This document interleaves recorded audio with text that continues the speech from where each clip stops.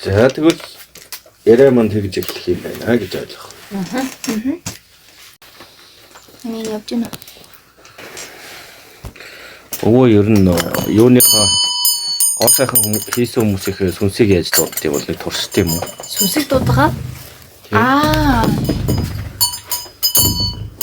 Oh my god, сүнсийг явуулчих тийм үү? Нааша ирүүлэх юм шүү. Хогийн сүнсийг дуудана. Тэгээд үзэл та нэрингээс юм. Ямар гоё.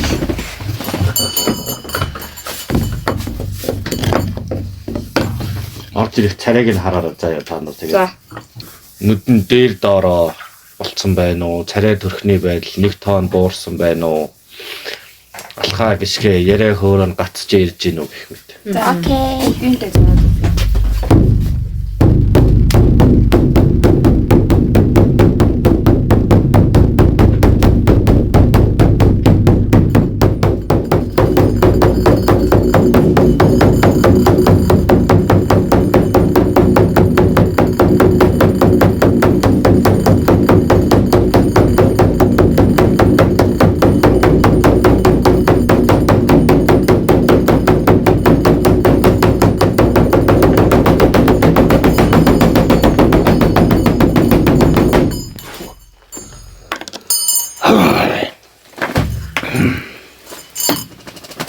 Амар байна уу? Амгалан майлж ирвөө ба. Тайван муулаа.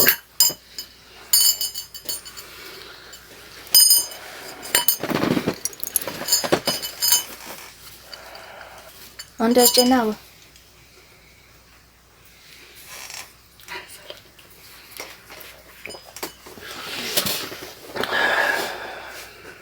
За 7 хоног хөөрөлдсөнгүй. Одоо нэг хөөрөлдөх бах та. Тийм ээ, өнөөдөр бидэд нөгөө нэг подкастыг маань сонсож байгаа хүмүүс асуултууд явуулсан. Тэрийн асуултыг нийлүүлсэн байгаа. Хэдэн асуулттай болдог. Одоогийн байдлаар 18 асуулт цуглуулсан байгаа. Тэгээд ер нь уг нь бол тэрнээс их байгаа.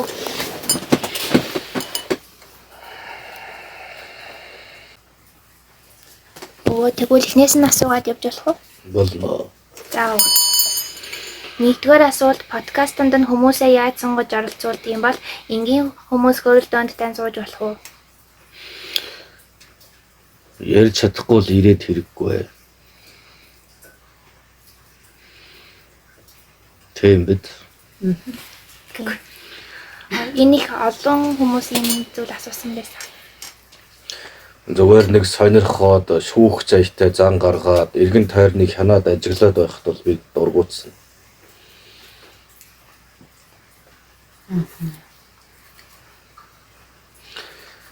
Их нь л алдаа гаргадаг шүү дээ. Хүдний гаднаас нь дүгндэг, хаана амьдарч байгаа, ямар орчинд юу өмсөж зөөсөн гэх мэт. Энэ хандлагаа өөрчилж чадвал өөдөн цааргалаад байх юм байхгүй. Нэмээд хэлэхэд дээрээс нь зүгээр л бусдыг нөгөөхтөн жишг гэсэн ашиг сонирхол нууж байгаа бол энэ тентхийн юмыг нэг сонирхоод яваад байдаг хүмүүс байдаг да. Нэг шүүгч бурхан аятай. Тийм. Ийм хүмүүс бас дими. Аливаа үгдээцээ хооронд нь сорж жишж байгаа бол давхар бас зуултанд нь ч орж чаддаг байх хэвээр нэг юм. Зүгээр нэг сариулаа суудаг үгдээц гэж байхгүй. Онгодоос давсан хүнч гэж байхгүй шүү дээ. Тийм учраас энэ митийн үзэл санаа бодлоо цэгцтэй байлгуул болно. Нэрээ нэг хүн бас ингэжсэн энэ нусгаа хөлтүүдийг оруулж яхаа оронд эрдэмтэн мэрэгтүүдээр төшүүлж болдгоо юм болов гэсэн. Тий. Аха. Даахан дор хүлэг гэж байдаг юм да. Үнэхээр үргэлж нусаа гойжлоо явах нь уу? Эсвэл бидний заавраар ертөнцийг өөрчлөгч хүмүүс ч байх юм билүү? Хэн мэдлээ? Гоё үгүй тий. Одоо тийм бол эрдэмтэн мэрэгч нь дуугарцгаах ёстой. Тийм тий.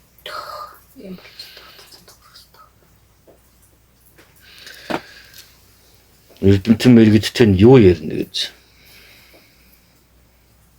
Цээжилсэн номын тэр цээжилсэн номоо ярина.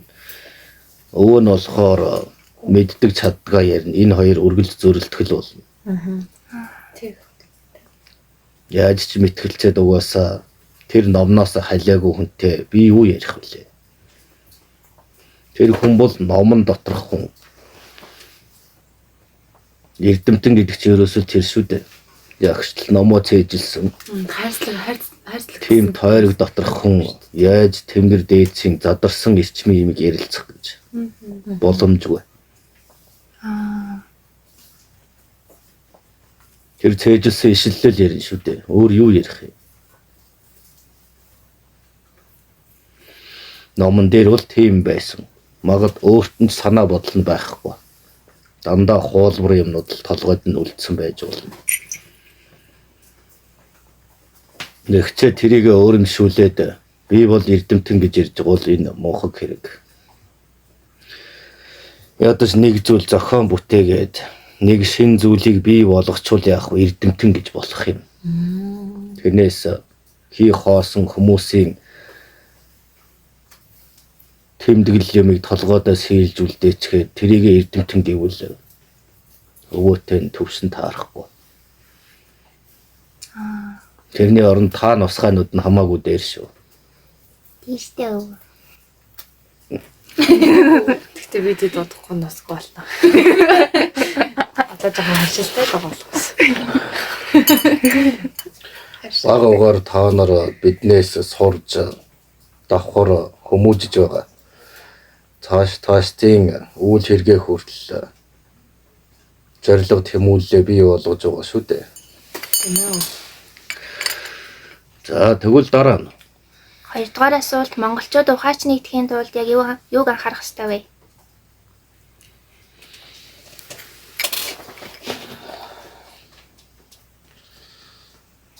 ухаарч нэгдэхийн тулд эхлээд зовж үзэх хэрэгтэй. Халуунч харуулж живж зарим нь гамшигт өртөж ийм зүйлээр л монголчууд нэгддэг юм шүү дээ.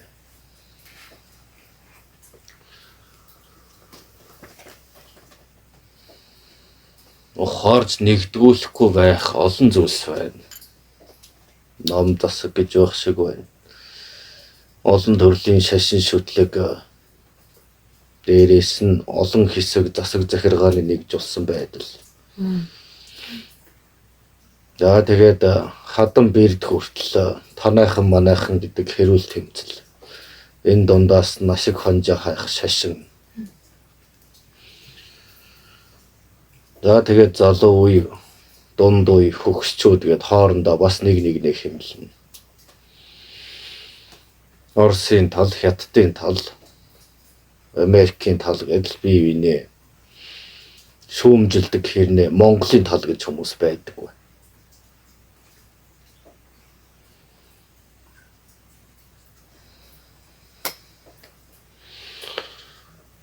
Тэгэхээр ер нь юм үзэж нүд тайлж байж л нэгдэндээ. Одоо бол дэндүү жаргалтай байна. Гэхдээ ажмаар бүсийн чангалах болно.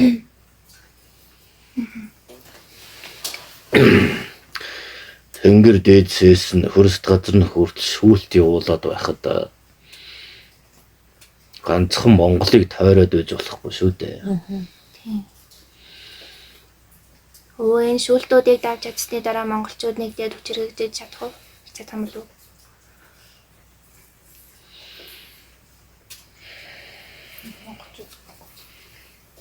Тэрний оронд энэ хүмүүс нэгдээд үлдэж чадах болов энэ дэлхийн гэж асуусан дээр.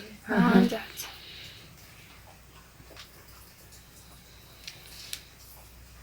Тэр нь зөвхөн Монгол гэвэл ер нь бол ирээдүггүй.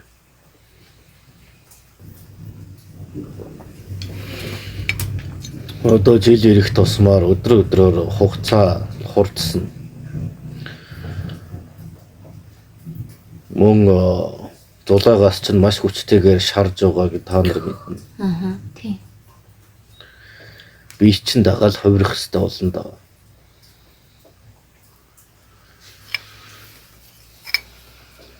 За, тийм байна. 3-р асуулт бөөнөөрөө орж ирэх хятад болон еврей нарын дарамтлаас хэрхэн гарах гаргалгаа хэлж өгнө үү?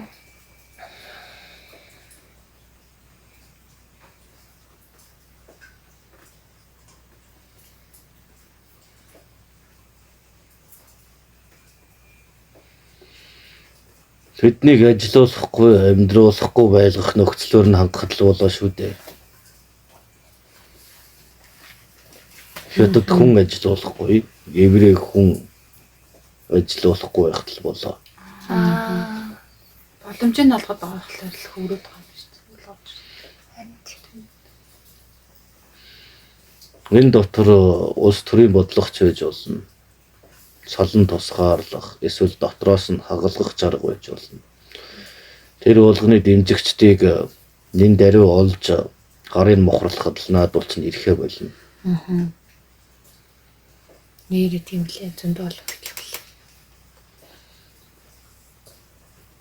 Тэ бүр бомбонэр тохиолдсон. Төрүүлээ түүчилж байгаа хэдээс нь л нэг нэгээр нь түүхэд л болоо. Бусд нь тэгэл үйл ажиллагаа зогсно. Ихтэй маш сэмхэн аргаар шүү дээ. Улс орны тусгаар тогтнолын байдал гэдгээр шалтгаалаад л хамаг хөрөнгийн хураагаал хорцоход юу болохгүй гэж. Яг л бусдыг хэлмэгдүүлдэг шиг хитэн цэргээ явуулаад л тулгацхад л болоо биш үү? Тийм байна.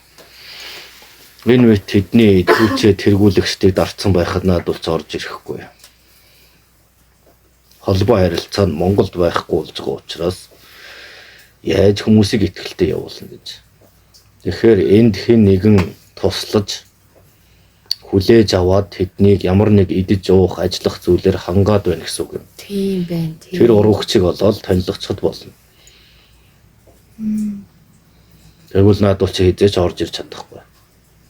Тийм эрсдэлтэй газар юу хийж яаж амьдрах нь ч мэддэхгүй газар дуртай болгоно очтгүй юм шүү дээ. За тийм байна. 4-р асуулт өнөөгийн дэлхийн дахны байдал бүр гурцдах уу? Ирээдүйн талаа сонсомоор байна гинэ. Хурцдахыг хурцдана. Та нар хүнсний асуудалтай тулгарх болно. Усны асуудалтай тулгарна. Энэ улс орнууд ер нь яагаад бие биентэйгээ байлдаад байгааг мэдж байна уу? Нөөц дуусч байгаа учраас.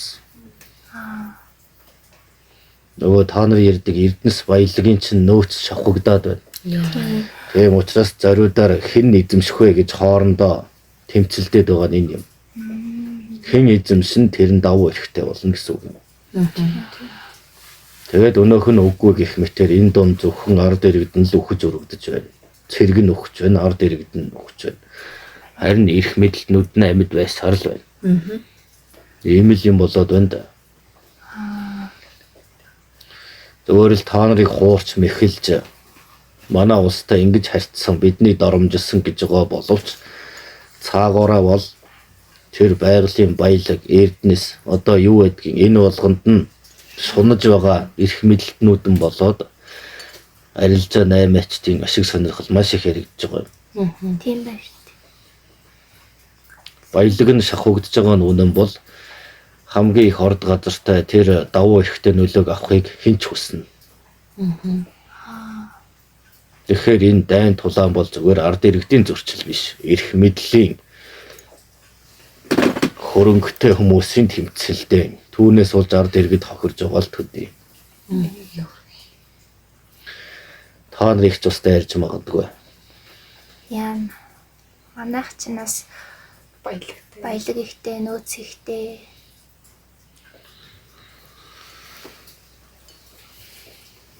Ихтэй та нар хизээс баялгаа тэгж эсэргүүцэж хамгаалж чадахгүй. Амихаа учраас харийнхныг л долоох үз. Өөр яадаг. Амихаа биш ээ эсвэл зүгээр амиа хичээдэг юм болов. Амихаа чиг амиа хичээдэг чиг. Тэрнээс энэ хизээний ухаж байгаа энэ газрын тоос нүүрс энэ төр дээр чинь та өрсөд нийлж байгаад эсэргүүцэх ёстой юм шүү дээ уг нь. Хөөж явуулах хэмжээнд өөр дайнч хийж магадгүй байдал үүсэх ёстой байтал. Одоо өөрсдөө боолыг хийгээд ажилт нь болцсон юм чинь шүү дээ. Ингээл аймхаа гэж дүгнээд байгаа. Хотод болгоод тий. За тэгэхээр энэ байдал улам хурцтана.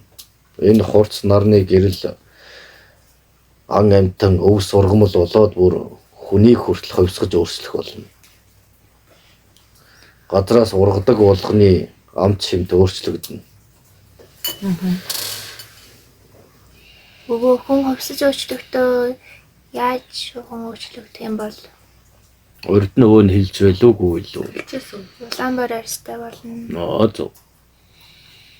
Өдөртөөс нэг жоохон өндөр том нүдтэй гэсэн шүү дээ. Тэр бол арай гайгүй цаг үеийг хэлж байгаа. Одоогоор бол та нарыг маш сайн шарах болно. Сайн шараад нэг хэсэг нь угаасаа ийм гэрэлтэй харанхуйд байж чадхааргүй байдал үүснэ. Шөнөөр амьдрах болно. Нэг бол нүхэнд амьдрах болно. Нөгөө хэсэг нь хизээний дассан байх болно. Нарнаас сугцсан нэрээс нүхэнд амьдрахаас аргагүй болох юм шиг шүний амьдрал болох юм шиг.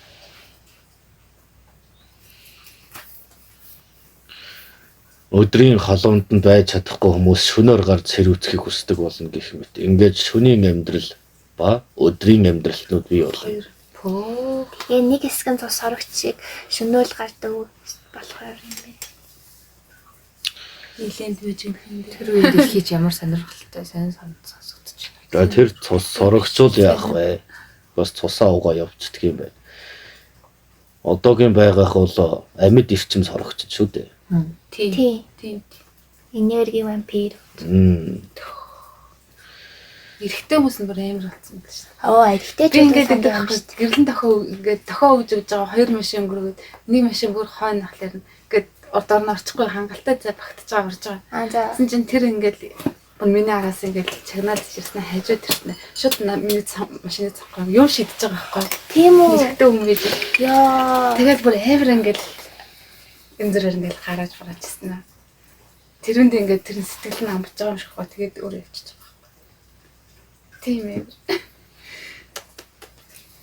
Тэдийг гарах бол тэр ингээд байж чадахгүй байгаа юм шиг шууд харагдаж байна. Тэгвэл гамшиг юм улам нэмэгдэнэ гэж ойлго. Өвөө одоо хаасаагүй далайн шуурга гар салхи хүчтэй цунами бороо Европоор болохоор бүр халууна шараад төмрүүдэн шатаад 40 градус хүрээд доороос нь ч гэсэн жигнээд Шатах ёстой юм аа. Тэгж байж л та нар тэр жижигхэн нөөц сайхан газрыг олж авахын тулд хоорондоо алцах ёстой юм шүү дээ. Тэр олон хүнийг даахгүй учраас ой сайхан байгаль ертөнц юу вэ? Тэр болгоц нь өөрөө хэрэгээр устгагдж байгаа. Амьдрах аргагүй газрыг хүмүүс орхиж амьдрах аргатай газрыг ирж хайх болно. Тааламжтай газрыг олж авахын тулд хэд хоорондоо бие биенээ алхаас ч буцахгүй байдал үүснэ. Энэ бол хүнийг хүнээр нь олох сайхан боломж. Энийг хүн төрлөختнүүд хизээч эсэргүүцэж чадахгүй. Нэг л өдөр нэг авлаад идсэн байх болно.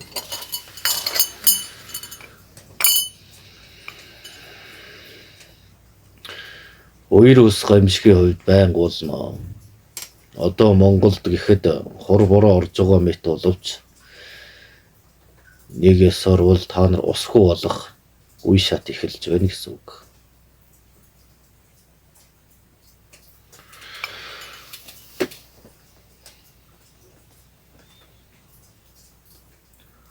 Яаж устайгаа үлдэх үү?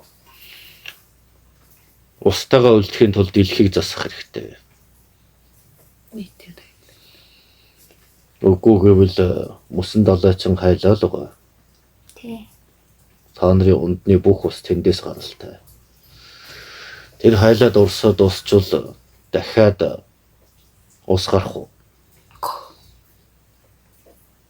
Тэрвэр усгүй л бол.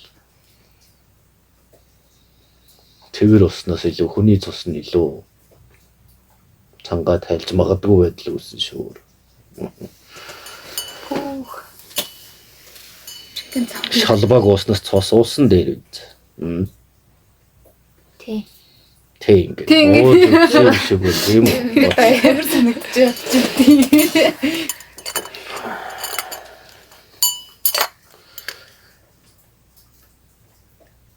Хүн буруутай үйл ажиллагаа зөндөө хийсэн. Тэгэхээр одоо гороо эдэлж байна л гэдээ ойлгочих. Нийтээрээ. Уу ингэж сургаж байхгүй бол болдгүй юм шиг байна. Сонь шүү тий. Үгүй тийм. Жаргал таахгүй. Тэрэнд хямраад явах. Та нар өөрсдийн амиа хичээж явах болно. Дэлхийн нийтийн асуудал гэвэл ерөөсөө л энэ хүн амыг хитээдсэн олон тооны зүйлсийг идэж уух баялаг энэ болгоноор нь таньж угаад хооронд нь олцуулах. Тэгэл болоо. Ядаж тал нь үлдэх байлгүй дээ. Талан үлдээ таарахлаа гэж баярлах юм шиг. Тэгэхдээ маш шудраг бас тулаан байх болно. Дүрэнгүй юм. Тийм ээ.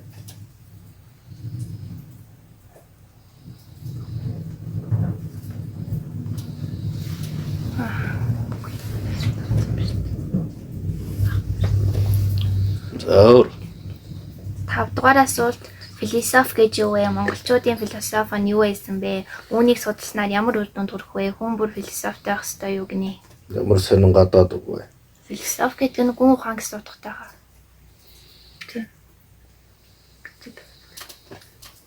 Хүн болгон хүн ухаантай байх хэрэгтэй гэсэн. За наадхаа гүн ухаан гэдгээр орлуулаад дахиад асуудаа. За, гүн ухаан гэж юу вэ? Монголчуудын гүн ухаан нь юу байсан бэ? Үүнийг судалснаар ямар үр дүнд хүрэх вэ? Хүн бүр гүн ухаантай байх ёстой юу? Ямар сонин залхуу асуулт. Харин тий. Бөөндөд ингэж бацаа. Бид юм байвал би бас юм байна. Тэгээ намайг дөрлөд аваад явах сайтай асуулт байх юм.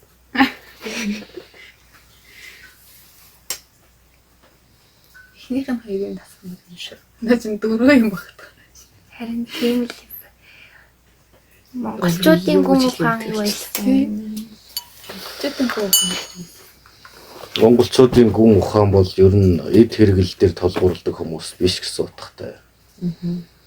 Тэглээж газар нутгийн байдал нь тарчиг. Ийм газар тарианагаа ургуулах боломж багтай. Ус гол муутай учраас яах вэ?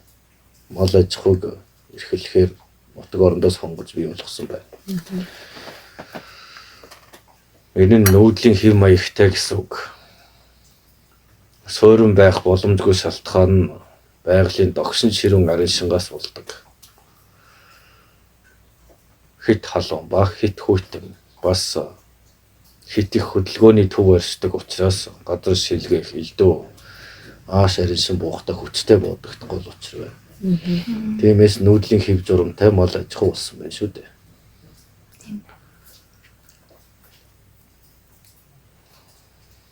За дараагийнх нь одоо 4 асуулттай бол дараагийнх нь 2 дахь нь юу гэж байна? Үүнийг судалснаар ямар үр дүнд хүрэх вэ? Үүнийг судалснаар та нар өөрсдийн дархлаагаа авч үлдэж дээрээс нь үгдээ цэхэр ширийх чатах боломжтой болно. Харин үүнээс холдож зүхтаад арийнхны бодлогоор явах тусам та нар хүнч биш, юу ч биш болно. За 3 дахь. Хүн бүр гүн ухаантай байх ёстой юу? Мэдээж хүн бүр гүн ухаантай байх ёстой. Анхнаасаа тийм байх ёстой. Аачлаа. Тийм. Тэрнээс ухаангүй яваад байж одоо л ухаарлаа гэж болохгүй. Энэ бол дэндүү бусдын аяыг дагдаг талын хандлагын асуулт байна шүү дээ. Бусад ямар байл би тийм байх ёстой гэсэн маягийн. Толгой шиг л. Тийм байхгүйгээр хэлэх үгээ бусдаас жайлгүйгээр хэлэх зоригтой бай. Үзэл бодлоо илэрхийлэх хүчтэй бай. За дараагийнх. Энэ хүн 2 асуулт асуусан байна. Асуулт 1. Буян хүндэтгэл 2 өөр ойлголт уу? Буян гэдэг нь гадаад санскрит үг мөн санагдаад байгаа юм. За тий. Хишиг гэсэн үг үстэй. Тийм ба. Одоо тайлбар харахгүй юу? Тайлбар юм хүн байна уу? Хишиг штэ чи гэдэг нь.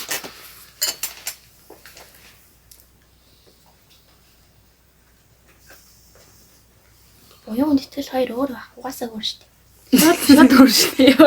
Харин би ч хариулчих юм. Эхлээд буян гэдэг үгнийх нь гарал үүслийг тайлбарлах хэрэгтэй болно.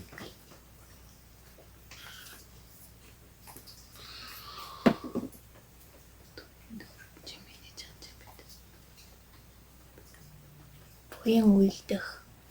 Буянтай Хүндэтгэл гэж. анти. Йоо. За юм байна уу? Баян ашиглалт монголчууд явна. Буян гэдэг нь нүглийн эсрэг утгатай бусдад туслах сэтгэлийг ариусгах, бусдын төлөө сайн сайхныг бүтээх үйлийг хэлнэ. Энэ нь хүн ёсны судхан, шашин болон амьдралын ухаанд аз жаргал, сайн сайхан үр дүнгийн шалтгаан болдог эерэг үйлийг илэрхийлдэг гинэ. Монгол тойл. За тэгвэл буян гэдэг нь ерөөсөө эерэг зөв санаа бодолтой, эерэг зам бүртэй, эерэг үлгэрэлтэй тийм хүнийг хэлдэг юм байна. Тийм үү? Аа. Хүндэтгэл. Хүндэтгэл гэдэг нь Энэ тэгвэл дараасан байж болно шүү дээ. Буян гэдгээр орчуулвал эерэг хүнийг хэлж байна. Үйлэнч хэлж ярьж байгаанч, бусдтай харьцаж байгаанч, өөрийнх нь шудраг хөдөлмөрөөр олсон хөрөнгөнч тэр ер нь эерэг байдаг байна. Тэгвэл тийм хүнийг бахархал болгож хүндэтгэнэ гэсэн утгатай юм байна. Энэ дараасан угсруулсан үг болоо явсан байна. Тийм байна. Тийм бол тэггүй юм байна. Зөв хүнийг хүндэтгэнэ гэсэн үг. аа Тэгэхээр хүндэтгэл гэдэг нь буянтайгаа адил төвсний үг биш байна.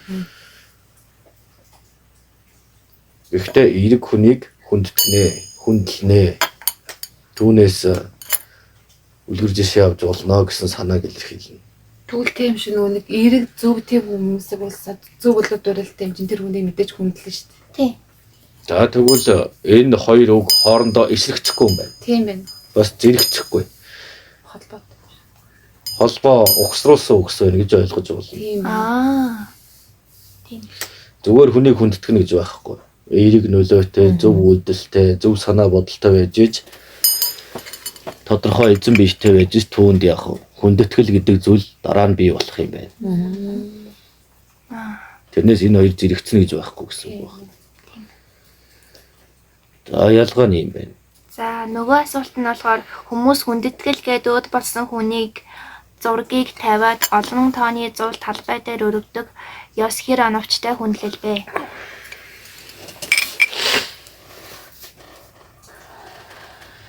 Зуул гэж юу вэ?